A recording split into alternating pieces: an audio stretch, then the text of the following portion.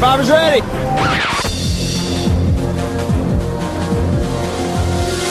Direct from Hobart, it's time for you to hear those so-called experts from Survivor Oz talk about another reality show, despite the fact they always said they wouldn't ever talk about Survivor.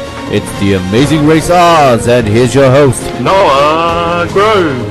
Hello, people and puffins, and welcome to another episode of The Amazing Race Oz. Episode 3, I guess, a recap of the 26th season, the Jade anniversary season. And we'll get to more on what the 26th anniversary is, because I've got a bit of a crackpot theory coming on that, but we'll get to that. We're here to discuss, dissect, dilute, die on the episode of The Amazing Race US, and I'm joined by 3 Tarzos, ARzlets, whatever they're called. From Canada, it is the man who loves to... what do you love to do? It's the man who's going to tell us what he loves to do, Colin Hilding. I love to discuss below-average episodes of The Amazing Race. Ooh, burn. But yeah, I hear you there. And from coming to you live from her basement, in the depths of, well, not hell, because it's Siberia? pretty cold there. Yeah, coming from the depths of Siberia, Kristen Kadar, welcome back to the show. Yo. Are you alive, and have you woken up from after last week's episode? Well, apparently no one can tell when I'm, like, really messed up or not, so whatever. You just exist in your own time zone. There's Central Kristen time or something, I don't know. And from Emu Plains, it is the man who is always last, but rarely ever least. And once again, we'll find out today, will Jared be least? Jared, welcome back. Thank you. There's so much pressure each week, it's really starting to get to me. Well, you're very lucky there was no... there was a non-elimination, so you can't be least on the rankings at least. True, but now I'm saying least a lot. Knowing my luck, I probably would have got points if the team who came last had gone home. Yeah, I should have really checked that, because that probably is true. But anyway, let's get into talking about episode 3 of season 26, blind dates versus sight dates. General thoughts on the episode. Colin, you can start because you kind of touched on it already. What did you think of the episode? I think it kind of sucked in the beginning, it kind of sucked in the end, and it was so-so around the middle. Not the best week. Yeah, I hear you there. Jared, did you like the episode? I did, actually. I thought it was better than last week's. I mean, a non-elimination at the end kind of always sucks, but I thought there were lots of sort of funny moments sprinkled throughout it, so I thought it was quite good. Kristen, did you like it? I don't really remember it, but I think that it was... I don't remember hating Did you watch it. I did. I think it was okay. Just to put this into perspective, episode 3 last season was the Shetland Islands, so... I'm not sure about this season. I don't remember that either. You don't remember the Shetland Islands? Get off. We love the Shetland Islands. That's the puffin. I remember the puffin. I need more details than that. I don't know locations. I have no idea where... Oh, yeah. Nope. Puffins. Driving kilometers in the wrong direction. But anyway, that's last season. Let's get into it. And we start in Japan, in Nagano, and we have this individual rooms business, which I'm so confused about, because surely the producers would want these people to be sharing rooms. Jared, do you have any insight onto why the hell they had individual rooms to start off with? That just seemed weird. I know, I kind of think it was sort of a group revolt against what they were given. Not exactly what they wanted. I think CBS is very happy that they have Jeff and Jackie in the season at the moment, and probably the whole way along they're like, don't let them go. I can see them sort of planning ahead for like future legs and being like, what will Jeff and Jackie be good at, and can we put a challenge that they'll excel at in every episode? Well, she is a dancer, and we've had 2 dancing challenges, True. You could be onto something there. Yeah, I feel like the producers at this point are probably hating Bergen and Kurt so much, but we might get into more of that. Kristen, single beds, what's going on? I didn't really care, because like, we don't see that much of it, but I did think it was funny that, like, everyone was so excited to have separate rooms, but Team JJ were like, we want a bigger bathtub. It's too small. I'm like, what the hell are you guys planning on doing tonight? Yeah, Jeff and Jackie are pretty good. Can't fault them. And Colin, same question.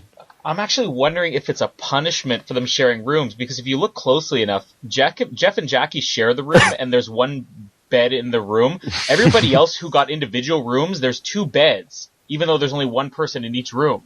So I have no idea what's going on with the room booking. They got something mixed up.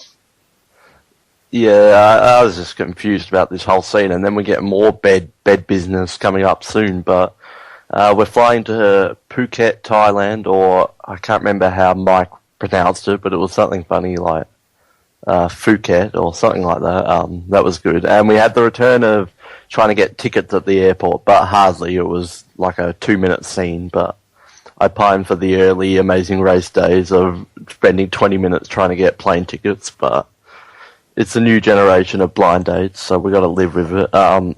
Everybody was on flights that arrived in Thailand that day, except for Team New Kids, and I feel like this season, every episode, there's just one team that's constantly behind. Like, it's never close for the ending. Like, it was close in the middle this week, but every episode there's just someone at the bottom, and there's no drama or anything in it. But we arrived in Thailand, and just when I thought things couldn't get any worse, the clue was on a selfie stick. I wrote in my notes, selfie sticks, sigh. Like, this was... Kristen, you seem very enthused about the selfie stick. What is going on? Like, the more ridiculous that this show can get, like, I love it.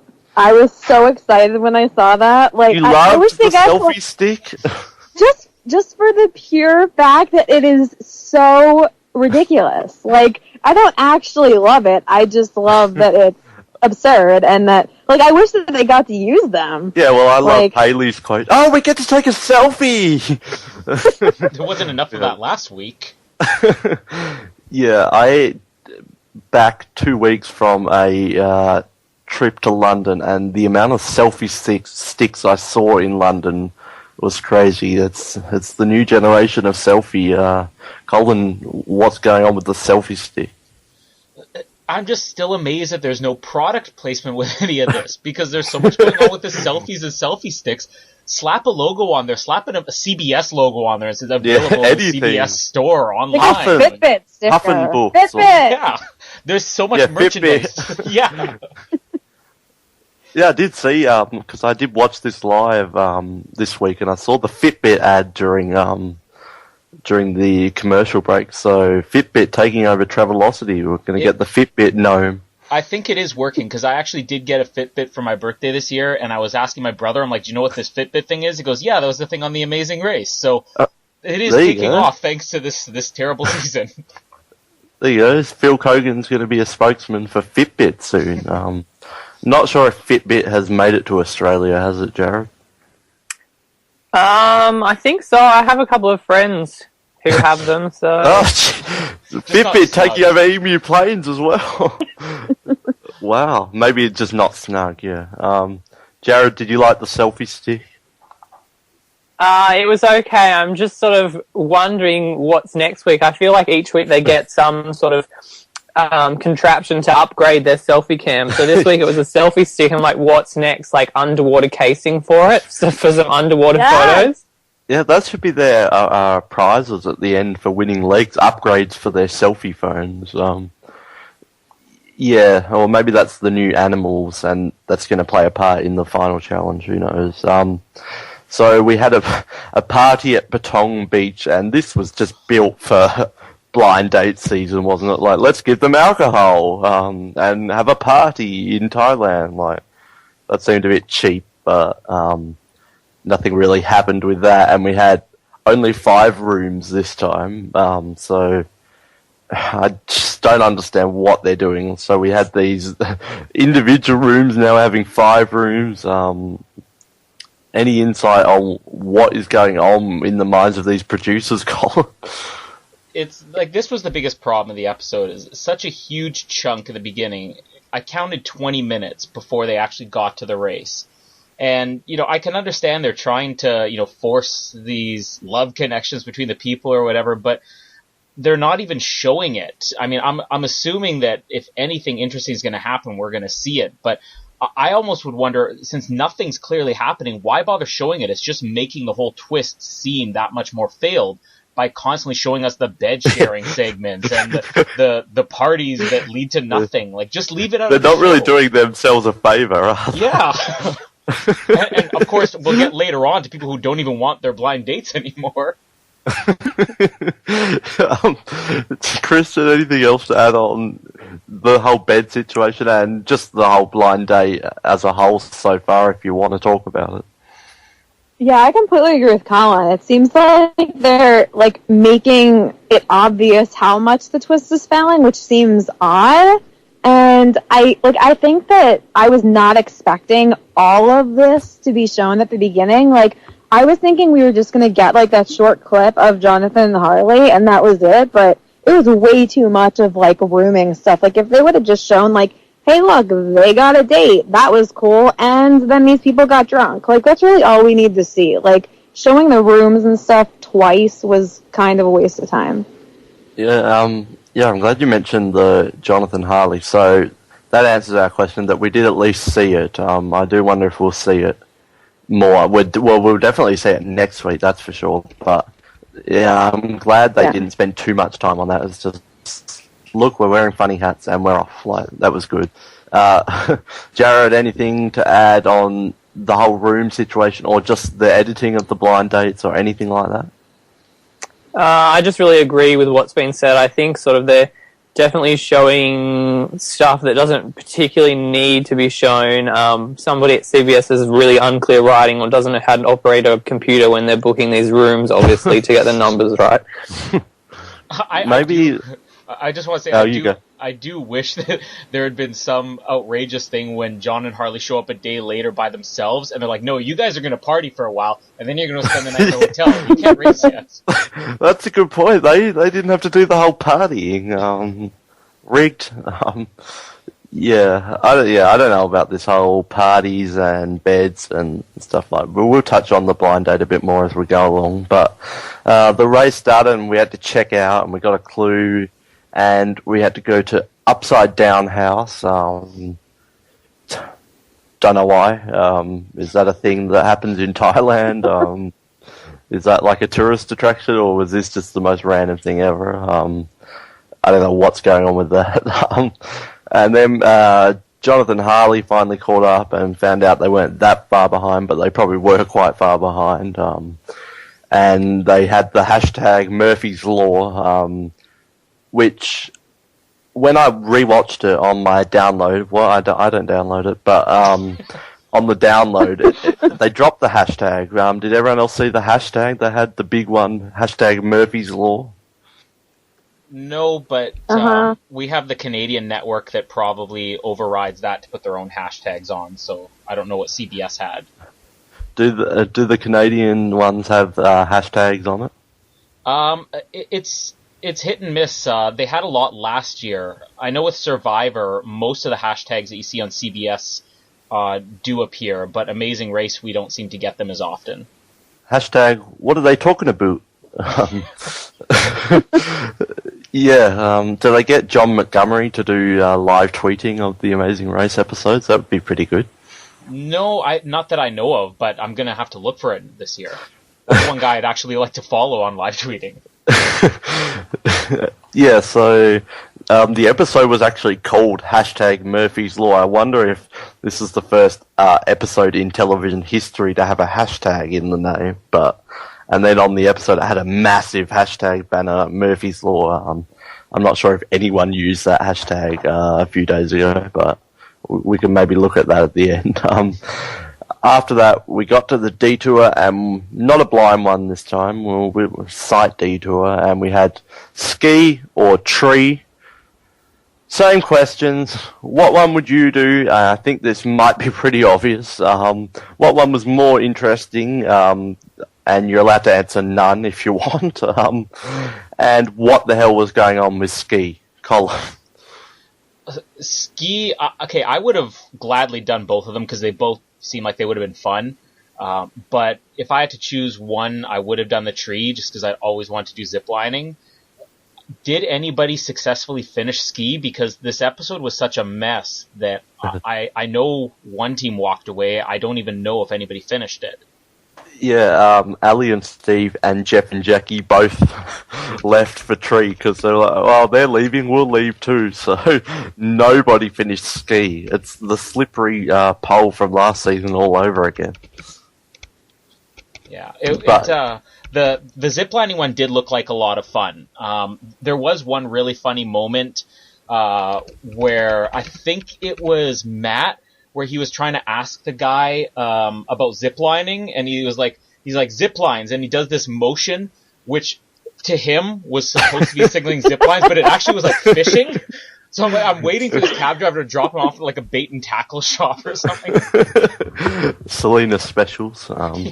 Yeah. I have to go rewatch that. I didn't pick that up the first time, but yeah, like anything else to add on the? Well, we can touch more into it, but like, surely ski is like something you take like lessons or you take a lot of time to practice. It doesn't seem like something that you pick up just like that and you can do for a quick detour. I don't know what was going on. We know that on Survivor they always test these challenges thoroughly, and they have to do that on The Amazing Race, I would think. But this is 2 seasons in a row where there's a lot of these detours, and it's not just last year. There was a lot of impatient teams. We've been here for 5 minutes. I don't think it's going to work. Let's change. But these people are sticking. Yeah.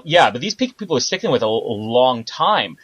There was the one last year where they had to run out on that log that was covered in oil or whatever and retrieve the flag, and nobody could get it. I have to think that there are people who are testing these and can finish it, but it just seems like some of these are way too hard. Yeah, this was really off, this episode. Jared, tree, ski, what would you do? What was more interesting and what the hell was going on? I definitely would have picked tree. I think even sort of before seeing it, but definitely after it. This season, the challenges in the detours have been really different in the difficulty levels, and just that they sort of need to work on that to get them better. And I just think tree was so much easier and would have been a whole lot more fun than doing the water skiing. And Kristen, same questions. What would you do? Can you water ski? And what was going on? Just quick on what Jared said, I think they got at least a little better with the challenge difference, because this one I don't think was like one was impossible and one was really easy, or one was really hard and one was really easy. No one did ski though. No I one know, could but at least the zip lining still had some, like, it was still a little bit difficult, where like the noodle eating and whatever the hell. Yeah, so it at least had like a bit of a challenge. But anyway. I would have done the zip lining. I don't do water, but I thought it was at least fun to watch a couple teams do. Like, I like watching teams fall on their face in the water, so that was fun. Yeah, but Jackie was pretty funny during that. Yeah, are we gonna get to Haley here, because I love her? Yeah. Well, yeah, let's talk about this, because we talked a lot last week about Haley being the crazy, creepy, blonde-haired girl here, but she is still that, but everything she said has been correct. In like, she had the right directions last week. She was right about the food. So Blair is the one who's really sucking, even though Haley is crazy. Krista, I know you want to talk about Haley. I just love her. Like, the fact that she's actually correct in between all of her really embarrassing, like, psychotic moments is really great. And I was thinking, like, when he left with the wrong stuff and she knew it, I was like, please get to the end of the zip line and just be like, oops, and throw the drink at him because you knew you lost already. But she didn't, and I was so disappointed in her. Like, that would have made me love her so much more. I love her. She's gold. She, I think, of all the blind dates, she's one of the up there as the most entertaining ones. Colin, Haley meltdown. Yeah, I especially like the line that she had about, you should check with a nurse, or the doctors don't know anything, the nurses want to know anything. Like, there's people who are going to go in for open heart surgery after watching this episode, and they're going to be, second guessing their doctor. It's like, hey, listen, the nurse told me something different. But she was right, to her credit. She reminded us of that for the next 20 minutes of the episode. I definitely think Blair has a lot of patience in dealing with her. But the one thing that I didn't understand was, he even understood before he left on the zip line that he had it wrong, and then he still went. But later in the episode, there was Matt and Ashley when he spilt his drink. Yeah. And he just scooped it up into in the soup. But the next shot, he had replaced it. So clearly they were smart enough to go back. Like, why didn't Blair just say, oh, okay, I made a mistake. Let's go back and fix this. No, let's go all the way from this mistake. Yeah, I wonder how far it was. Like, did they have to walk 20 minutes up a hill or something? Like, Wait shortly. for teams. Yeah, you would think you would go. Well, I just don't know what they were thinking, because it clearly stated what they needed to do. And I don't know where they came up with, we can just take 2 items. Like, it was nowhere in the rules anywhere. Just because Jenny and Jelani did it. Jared, are you a fan of Haley? Oh, she's great. I can understand why Blair would just ignore her, though. If you had somebody like that talking to you all the time, telling you all this stuff to do, even if you knew she'd right, I kind of think you'd just be like, oh, just shut up and just get on with it. But I mean, it's great that she's right, that she's super annoying, but she's right at these pivotal points in time, and then she gets to go off at Blair, which is just perfect. I really hope that's a recurring gag, that she's just mental, but she's right all the time in everything she says, because it really is perfect. Anything else to add on Tree? We kind of mentioned Matt spilling the drink. Other than that, from what I think of, was pretty stock standard. Anything else to add on it? I'm still kind of getting annoyed with this role-playing that's been going on a lot of these challenges for the last few years, where it's like, you need to bring these food items to these people, and the people clearly are not eating, because if they were, it was the same people every time. They'd been brought 16 sandwiches they couldn't take anymore by the end. Just find a way to work a challenge into reality. We don't need these people playing characters every week on the show. Yeah, that's a good point. What is with this waitressing and waitering business? Because it really doesn't add anything other than a slight challenge. And it makes more sense when it's the samurai or something like that, because there's a bunch of them around. But this was 3 people at a table getting the same items over and over again. In a random treetop table, they probably had no idea what was happening. And how many watermelons did they eat that day? But yeah. Christian, Jared, anything else on Tree, or even Ski if you want?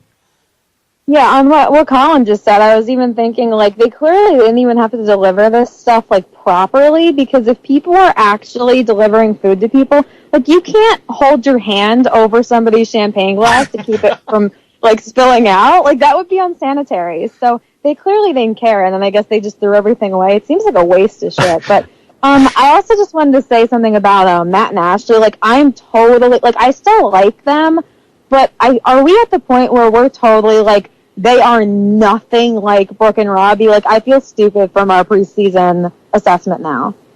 I get a bit of Robbie in him, but yeah. They're so much calmer.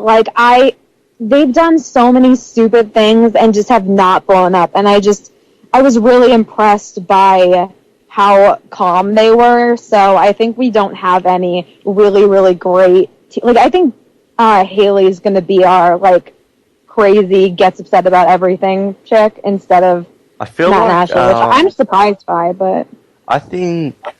what's her name? Team JJ, Jackie. I feel like she's more Brooke than Ashley. Yeah, I get a bit of Brooke vibes from Jackie, and Jeff, I guess, he's a bit of a nothing, but yeah. Yeah, so that's Tree, which...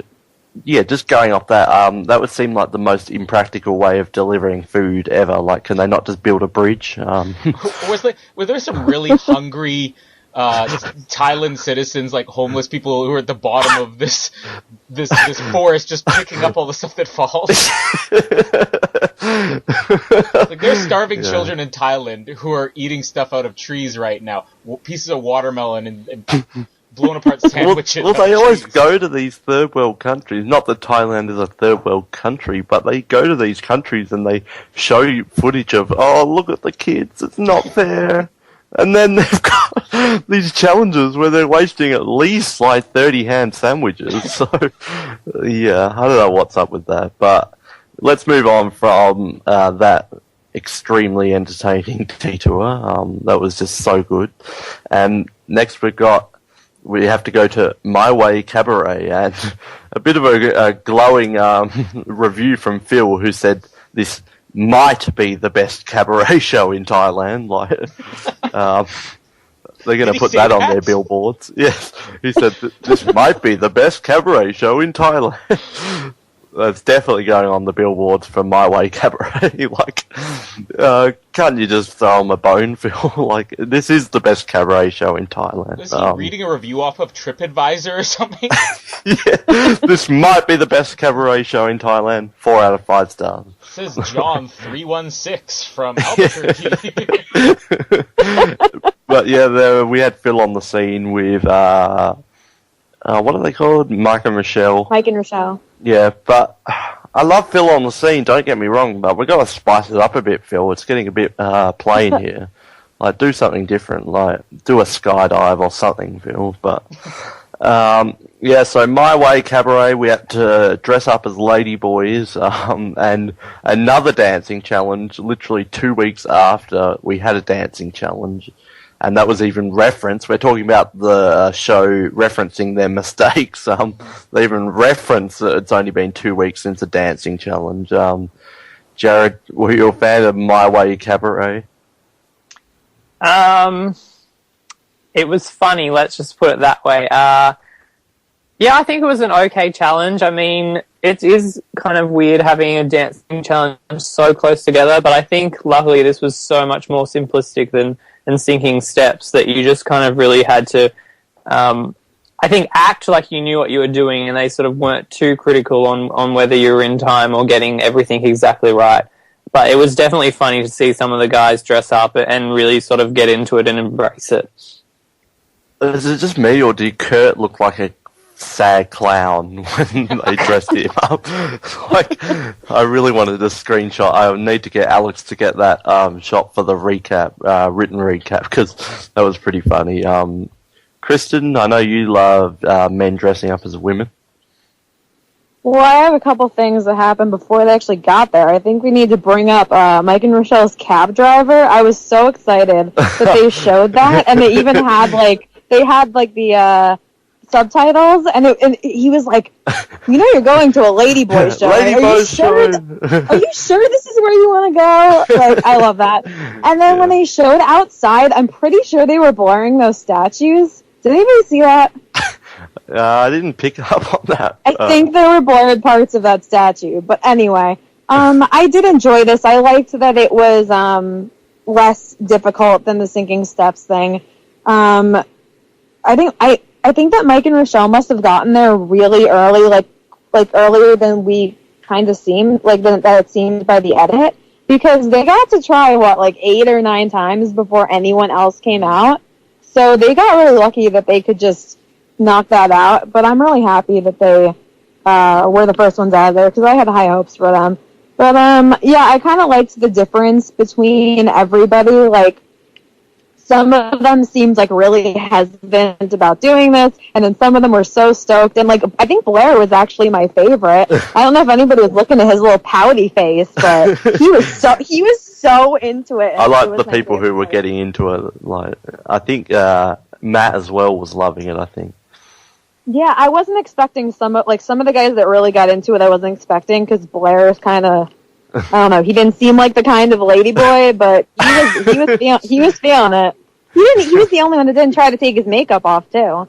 Yeah, he was still there at the end. Colin, My Way Cabaret. I think it started off funny. I expected a little bit more out of some of the teams. I really thought Mike and Rochelle would have embraced this. and they just seemed like they wanted to die the whole time. I think that's just because they have such bad memories of dancing earlier in the season, and it didn't go much better this time. It was okay having a dancing challenge so soon, and yeah, the actual dance itself is different, but they're basically just doing the same thing, memorize these moves and be judged on it. The most questionable thing about this, though, was how are they actually being judged? Because with Mike and Rochelle, they're the only ones on the stage, but there's times later where there's two teams on the stage at once, and it's based on the applause. Well, how do you know they're not applauding for one team and not the other? So it's like one could be getting a free pass. Like, none of that made sense to me. Yeah, the whole thing, like, it was kind of funny, but it just seemed a bit off. Like, the camera, like, it all seemed pretty dark. You couldn't really see what was really happening, and it was, I don't know. It just seemed really off, this challenge. I also wish that they had more variety with their costumes, because that was another thing that threw it off for me, is that everybody looked identical. And yeah, you could tell the difference with some, but I mean, it would have been better, like you said, if it was a little bit, better lighting in there, and if they had a choice of maybe a couple different costumes, it would have brought a little bit more life to it. I think it went on a little bit long, this challenge. It felt to me like it was almost like 15 minutes of the episode was just this dancing. And like I said, some of the teams just were really frustrated with it by the end, and it didn't really hold the humor all the way through for me. I feel like Amazing Race has done dance better before in the past. I don't think this is the best dance off they've had. But yeah, really the dancing was kind of the end of it. We had Matt and Ashley forgetting their fanny pack. My fanny pack! Fanny pack! Ah, go back, go back, go back! That was pretty good. Total freak out. Well, yeah, there we go, Kristen. There was your Brooke and Robbie moment with the fanny pack. That was pretty good. It made a little more sense once we got to the end to find out what was in the fanny pack besides money and a passport. Yeah. That never even occurred to me. I was just watching this guy freak out over a fanny pack. It's probably why he was extra panicked. I'm sure that they keep their important stuff in there, but I'm sure the ring was in there too. It kind of makes it less funny now that you know that. I just thought there was this grown man who was obsessed with his fanny pack, and now it's not as funny anymore. Sorry. Point, though. I didn't this think episode just went that. from a 6 to a 4.5. Thanks, Kristen. Damn it. 6 to a 4.5. So we had the pit stop, the Bubba Nest rooftop bar, more bars, and pit stop greeter was random Thai lady with hat, I wrote down. Not too sure about the pit stop greeters this season. We've got no puffins or dogs or anything, so I don't know what's going on. But first we had Mike and Rochelle, which is this the biggest shock of the episode? Oh, like, for sure. They've done a complete 180. Mike and Rochelle were first, and they won a Prague trip. So my question, Jared, were you shocked that Mike and Rochelle got to first after their last two performances? And do you think the already dating couples are getting, like, holidays and the blind dates are getting Fitbits? Like, because we thought the holidays might not be in it this season because of that. But, yeah, Mike and Michelle are on a Prague trip. So, Jared?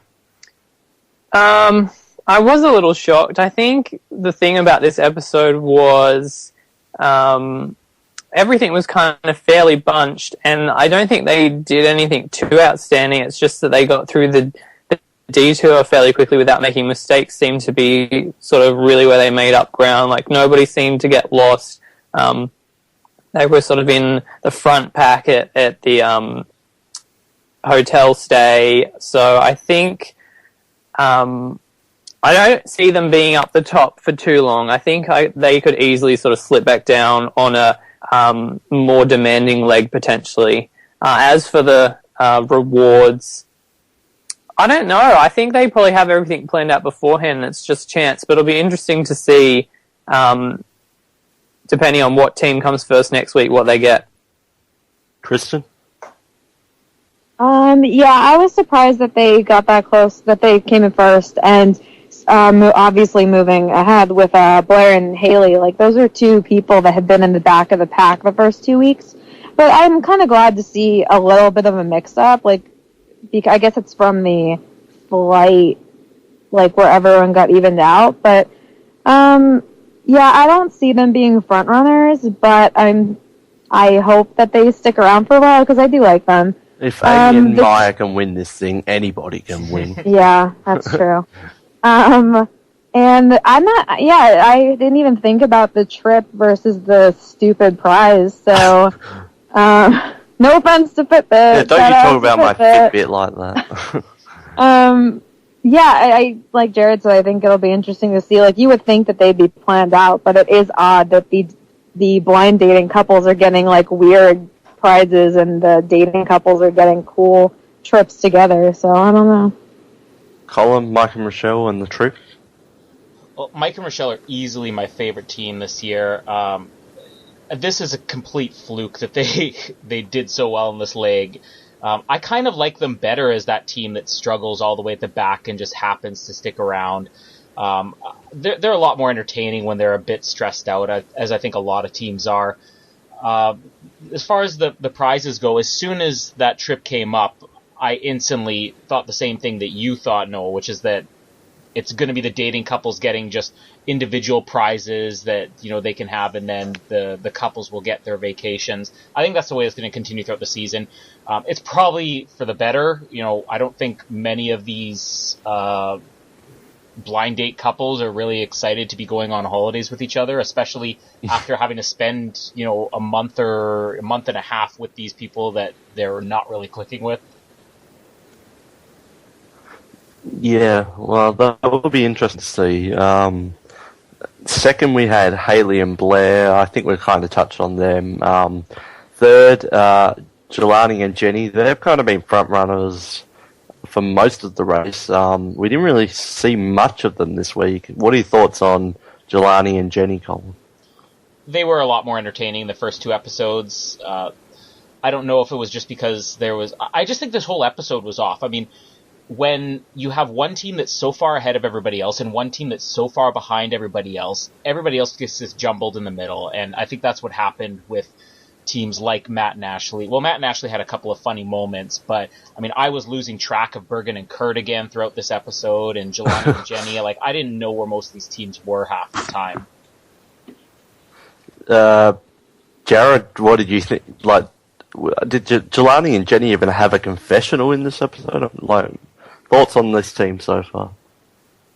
Yeah, they definitely weren't shown much. I'm a little bit concerned after that mistake and then also the preview for next week. I thought that, you know, they'd sort of be one of these teams that's fighting to win every leg, and although they still sort of finished high this week, I think we're probably going to see the start of a gradual collapse of that team. Christian?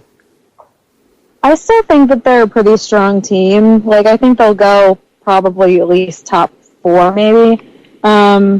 But yeah, I think that everyone's patience is kind of running out. I know that, I think it was Matt and Ashley in the second episode said something about how the blind dating couples had an advantage because they had more patience with each other than the real dating couples. And I think that's starting to wear off, and there's definitely going to be some cracks, but at least they have the whatever that thing is called. The Express Pass. The Express Pass to not that. That's not going to help them at all. Yeah, the Express Pass. At least they have that, like, in case they do have a really bad leg. But I still think they're a strong team regardless of the cracks that are starting to show.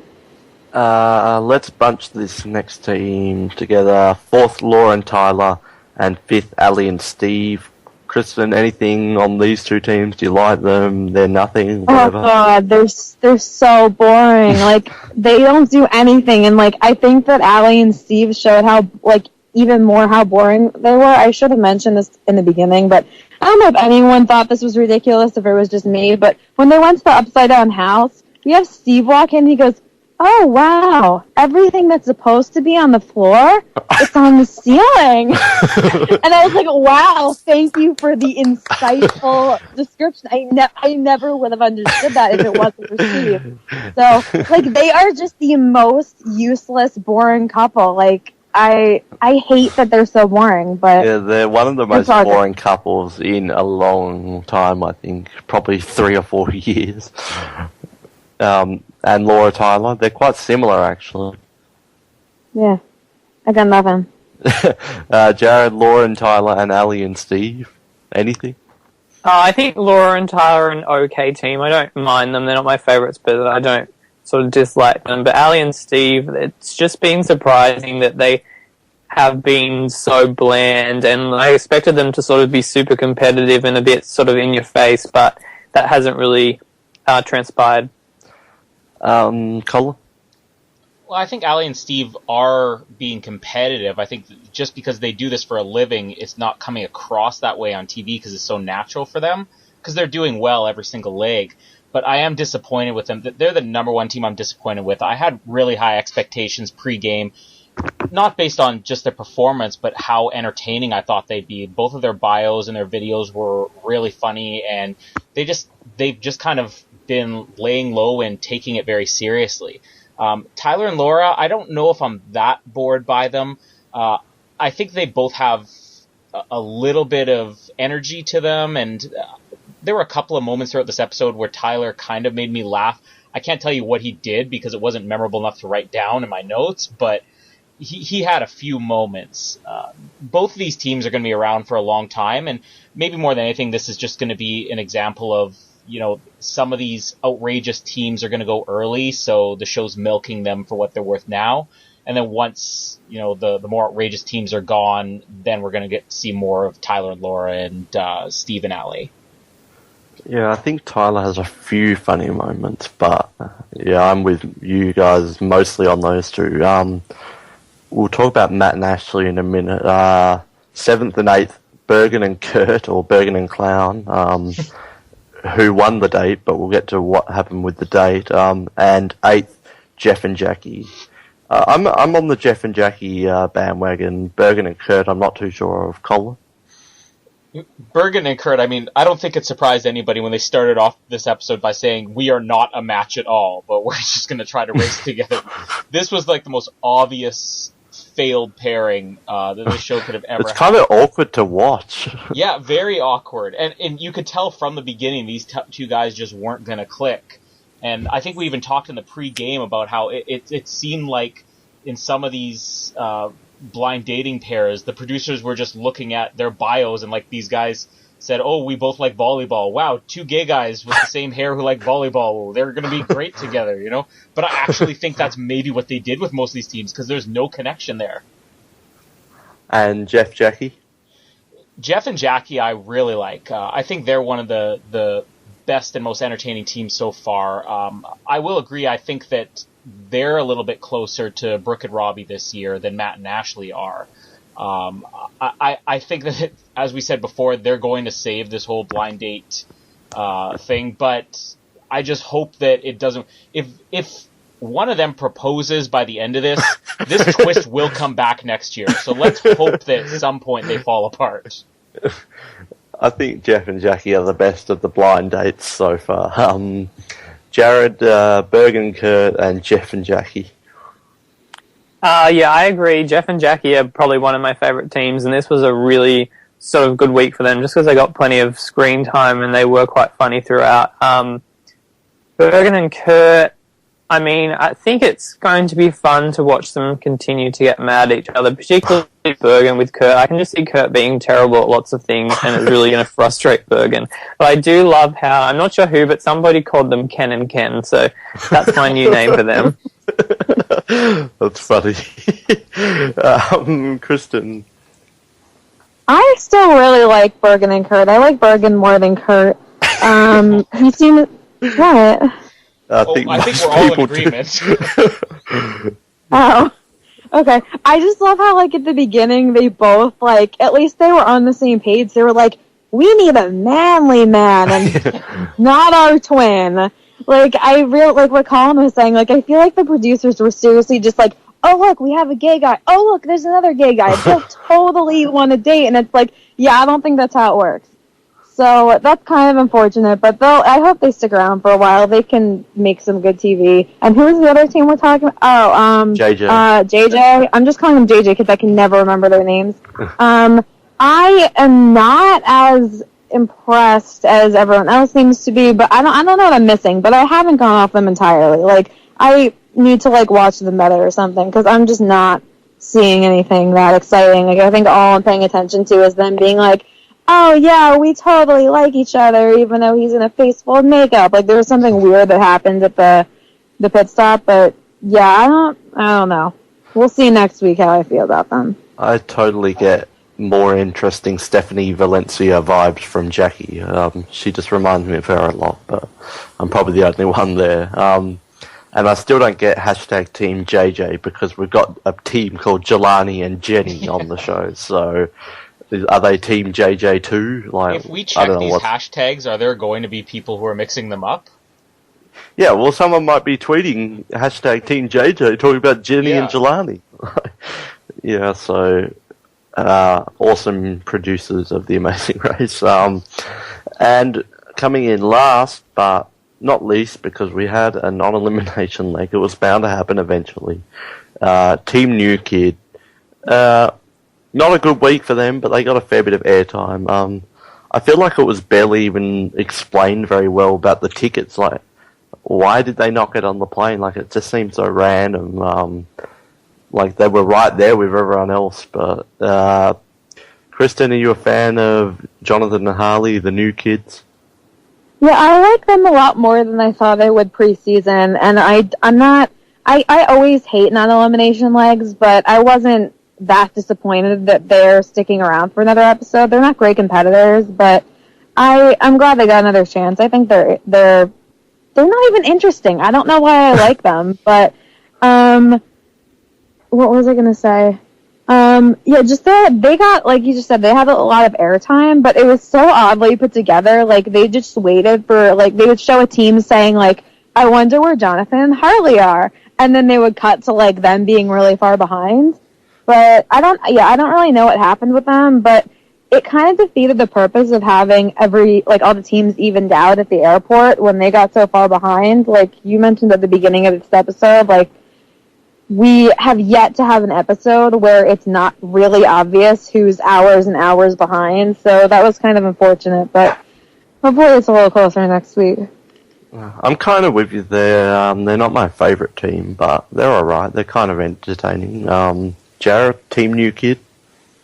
For me, they're another one of these kind of middle-of-the-road teams. Like, I wouldn't have been devastated if they went home, but there would have been teams who I'd rather have seen go. As for the airport situation, that was really weird. Just all over, because, like, the teams who got there first, like Jelani and Tyler and Laura, like, they caught, like, a later flight than teams that got there after them, and it just seemed like a lot of people not doing their research properly and hopping on planes that were just at weird times. I like that you said Jelani and Tyler and Laura. Jelani just had enough with Jenny, and I'll just hatch on to you guys if that's all right. Jelani and Tyler and Laura. Colin, Team New Kid, Jonathan Harley. Well, I really like them. I don't know, again, like kind of like Kristen, I don't know why. I think that Harley's a very interesting character, and Jonathan's sort of just okay. But I would really like to see Harley maybe on a team with somebody else. Nothing against Jonathan, but I mean, I really feel like Jonathan. We predicted this pregame, and I feel like Jonathan's holding him back. I mean, the dancer who can't dance, and Harley. I bet Harley would just power through all these things if he had a really good partner like Tyler or somebody. But Jelani and not Jelani. Jonathan, Harley and Bergen. Harley and Bergen would have been a great combo. They should have. Then Jonathan and Kurt. Does anybody want to switch partners here? I think that airport, nobody seems to be able to make sense out of it, and that really has to come down to about 20 minutes of bed and hotel room talk and socializing that didn't need to be there, because there's a lot of these episodes where it's 15, 20 minutes in before, the airport stuff sorted out, and we always know what's going on because they focus on the airport during that time. It's too much of the socializing that really causes us to not understand what's going on here. And yeah, it's an unfortunate thing that happened. It's not like the race is being planned in a way where, these teams are getting really far ahead or really far behind because something's not working out due to the race. It's just these bad circumstances with flights or, getting lost or cab problems, whatever. I hate that they use I'm not like Kristen. I don't mind non-elimination legs. I love non-elimination legs when it's really tight at the end. And I wish that they would save them for an episode where they know it matters. Because when you get a team that's this far behind and then, non-elimination, it annoys me. I want it to be one of those teams where it's like, you could have been there if you were 5 minutes faster. Not you could have been there if you're 5 hours faster. Or how about save it for when the save is in play? Possibly the worst non-elimination in the history of ever. Yeah, and you know that they make these calls spur the moment sometimes. I mean, that has to happen. Why not just use the non-eliminations? Don't have it predetermined all the time. Or if you have a leg like this where it's like, Jonathan and Harley are so far behind, save it for the next one and just hope that the teams will be closer together, because that makes it a lot more enjoyable to watch. That could be a good twist, just going back to what you said before, a mutiny of the blind date couples. Like, halfway through they should say, alright, does anyone want to switch? And they could switch it up. That could be good. Even Phil if you notice the first 2 episodes, every time the team's checked in, he's talking the pit stop viewers. Do these 2 look like they're in love? How long do you think they're going to last? This week he said nothing, because even he knows it's not working. He's trying. Poor Phil. He doesn't want to get fired. So obviously I skipped one team. Number 6 in, Matt and Ashley. Which a team I actually quite like. They're one of my favourite teams, but this proposal didn't seem like the right time for a proposal after what they'd just been through. Like, couldn't he save it for the next leg? But yeah, was this not pre-planned? Did the producers not ask Matt, like, are you gonna propose? Because we need you to do this on a season that's about dating.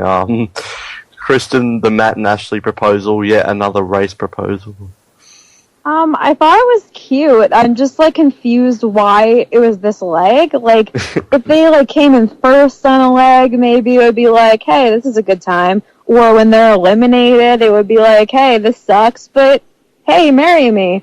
So, like, it was just weird because, like, every team was at the mat, and it was just so oddly done. Like, it was really confusing, but I still thought it was cute. Jared? Yeah, I agree. It was at a bit of an odd time. I do think that probably going into the race, there was probably some question in the application. Do you plan to propose to your significant other on the race? And then everybody who ticked yes on that got sort of bumped into, like, an admits pile where, like, we need somebody from this list. But Matt and Ashley, they're fun. It's nice that kind of everybody was there, which was a bit unusual, so good for them. Colin, the proposal? I didn't actually think anything of it until you guys started talking, but the fact that everybody's there is the only thing that sticks out that would make this a reason to propose. It would seem weird, well, why would you do it when you're, checking in halfway through?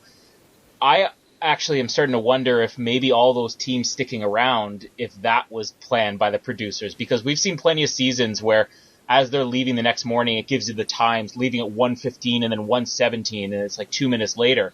But every single team was there, and we didn't. That's probably true because Mike and Rochelle were there. Yeah, and we didn't see them all come up at the same time. I think it could have just been the producer saying, "Okay, we got a team 5 minutes behind. There's something that's going to happen, so stick around." So in that sense, it maybe does seem a little bit planned. I just really wish that there had been like some deleted. Like, the more this season disappoints me, the more that I can kind of come up with scenarios in my head of where somebody can make a great parody of this, where somewhere in the bushes, CJ's getting like elbowed by Libby, saying, "That's how it's done." Yes, that would be so good. Libby just spying on binoculars in the distance, like. Yes, that would be awesome. And we had, of course, Bergen stealing the limelight just as Matt and Ashley had proposed. He breaks down and, I want to get married. Like, that seemed a bit like, whatever. Like, and poor Kurt just had to stand there and take it. Yeah, so I wasn't too sure about Bergen there. I didn't think that was his fault. Like, just because he was, like, upset or whatever, Phil's the one that called him out and was like, hey, why are you crying? Tell us, talk. Like, it just, like, I don't think that he would have necessarily said anything if don't walk away, Bergen. Don't walk away. You're very defensive of Bergen and Kurt for some reason. Shut up! People I can like say them, but no. Say whatever you want about any other team. If you say one nasty thing about Bergen and Kurt, it's like, you shut up for a second. I'm going to tell you what it is. I just thought Do you really think he was trying to like steal their limelight? I I don't didn't think get he was that. trying to. Phil gave him the limelight, which is kind of bullshit, but whatever. Well, Phil's always going to get to the bottom of some tears. How are we not talking about the fact that Bergen and Kurt are such a failed pairing that they're like, have our date card, and it's like, oh, what a nice gesture. It's like, no, seriously, I'm begging you, take it. We don't want it. I love if just every little leg, Bergen and Kurt get the card and they just have to find new excuses each week. Like, oh no, we lost it. Fill in the pit stop greet. It's like, seriously, I know you're going to enjoy it more. Come on. Yeah, I'm not sure about this whole. I just felt a bit sorry for Kurt because we had Ashley there hugging him and Kurt was just standing there taking it with Bergen saying, I just want to get married. I thought I was going to fall in love. So, poor Kurt the clown. So that's it. All the teams for this week. We don't have any rankings because no one was eliminated. No hashtag for the team. What can we... give us a hashtag for... the proposal scenario, Colin. Hashtag Libby in the bushes. Jared. Hashtag lost my fanny pack. And Kristen doesn't want to play these games. And yeah, that's pretty much it. Next week we're in Bangkok, and Bangkok is not Hobart. Episode 4 was supposed to be in Hobart. Fail on mine and Ben's behalf for talking about that for 2 hours on a podcast. But hey, it might happen in episode 5. They may have got their numbers wrong. So we'll stay tuned for that. But yeah, that is 4 Asian leagues in a row. Like, that seems like a lot in a row. So I wonder when we're going to get off the continent. But we'll roll with it for now. Anything else to add? That's it. Colin, thanks for being here. I think we've discussed this brilliant episode in a lot of depth. So yeah, thanks for being here. Oh, this is 58 minutes I didn't think we'd be able to stretch into, so congratulations for us. Yeah, and every minute was probably more entertaining than that episode. Kristen, have you warmed up a bit after this wonderful podcast? I'm still cold and I have a space heater. A what heater? Space? You don't have space heater? It sounds pretty alien. It's like a little heater. Like it warms the space. We forgot you're in Snug. It's electrical. You plug it into a wall. Wait, so it's a portable heater? It's not pedal powered. You're like, you mean a furnace on wheels? What is this? Alright, well, we'll discuss heaters next week on Electrical Oz, but Kristen, thanks for being here. Yep. And Jared, thanks, you last but not least this week. I think the episode or Bergen were least this week, so thanks for being here. Bergen? Probably Kurt. Yeah, probably in most scenarios, yes. Yeah, that's it.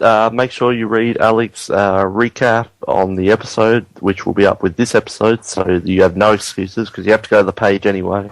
Unless you're downloading from iTunes. Speaking of iTunes, subscribe, Survivor Oz, and send us a comment. I don't know if we got comments for the last episode, but we did only put it up a few days ago, and we're already recording again, so it's a bit delayed now that Ben's a multi-millionaire, but we've got to ride with it. We'll ride the wave. That's it. We'll be back next week for episode 4 recap, if it's not cancelled and taken off the air between now and then, and we'll discuss that. That's it. We'll speak to you next time on the trains.